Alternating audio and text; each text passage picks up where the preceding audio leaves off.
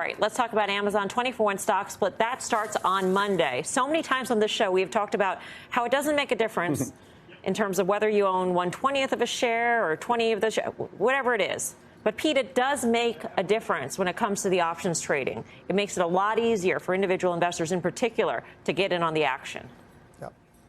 Yeah, no doubt about it, Mel. I mean, everybody likes to say, well, you can buy it in fractions. First of all, that's a very, very, very, very small market, the fractions market. On top of that, now, if you are in a position now based upon this 20-for-1, all of a sudden you can buy 100 shares. Now you can actually use options against those positions.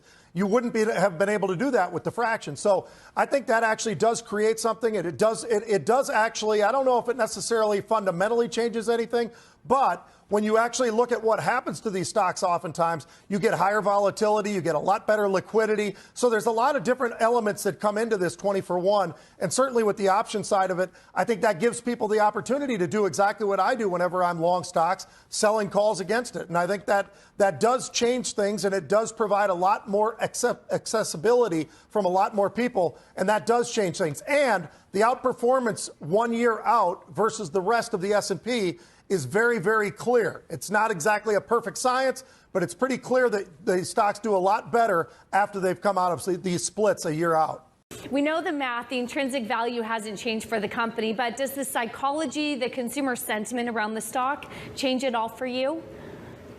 Yes. I mean, Taylor, I think that the idea of a split is to make the shares appear more affordable. And obviously institutions don't care, but individual investors do and employees do. So it allows the company to be more appealing to individual investors. And if you have $10,000 to invest, are you going to buy 4 shares of Amazon? Maybe not, but you might buy 100 shares at 120 and spend $12,000. I think that's how they're thinking about it. Same with employee compensation.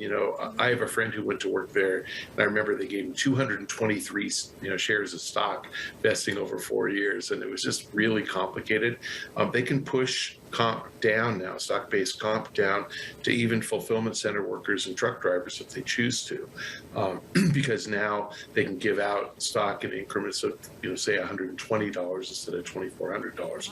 So it really provides a lot more flexibility for investors who are individuals who want to buy 1 share, and for employees who they want to compensate and keep motivated so they can give them 1 share. So I think the stock will probably go up on this.